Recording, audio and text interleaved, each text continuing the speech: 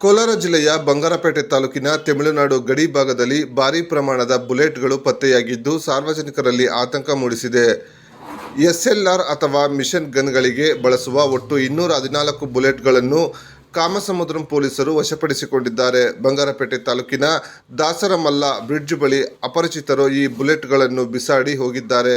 ಪತ್ತೆಯಾದ ಬುಲೆಟ್ಗಳು 1969ರಲ್ಲಿ ಮಹಾರಾಷ್ಟ್ರದಲ್ಲಿ ತಯಾರಾದವುಗಳಾಗಿದ್ದು ಇವುಗಳಲ್ಲಿ 7.6 mm ಮಾದರಿಯ ಗುಂಡುಗಳಿವೆ. ಕಾಮಸಮುದ್ರ ಠಾಣಾ ಪೊಲೀಸರು ಸ್ಥಳಕ್ಕೆ ಭೇಟಿ ನೀಡಿ ಪರಿಶೀಲನೆ ನಡೆಸಿದ್ದಾರೆ.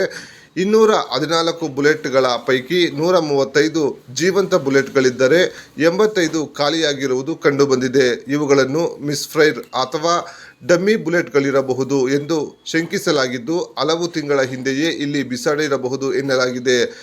ಬ್ರಿಡ್ಜ್ ಕೆಳಭಾಗದಲ್ಲಿ ಬಿಸಾಡಿರುವುದರಿಂದ ಮುಳ್ಳು ಕೊಂಪೆಗಳು ಬೆಳೆದು ಸರಿಯಾಗಿ ಯಾರಿಗೂ ಗೊತ್ತಾಗುತ್ತಿರಲಿಲ್ಲ. ಗಡಿ ಭಾಗದಲ್ಲಿ ಇಷ್ಟು ದೊಡ್ಡ ಪ್ರಮಾಣದ ಗುಂಡುಗಳು ಪತ್ತೆಯಾಗಿರುವುದು ಹಲವು ಅನುಮಾನಗಳಿಗೆ ಎಡೆಮಾಡಿಕೊಟ್ಟಿದೆ. ಕಾಮಸಮುದ್ರಂ ಪೊಲೀಸರು ಪ್ರಕರಣ ದಾಖಲಿಸಿಕೊಂಡಿದ್ದು ಈ ಬುಲೆಟ್ಗಳನ್ನು ತಂದವರು ಯಾರು ಮತ್ತು ಇದರ ಉದ್ದೇಶವೇನು ಎಂಬ ಬಗ್ಗೆ ತನಿಖೆ ಚುರುಕುಗೊಳಿಸಿದ್ದಾರೆ.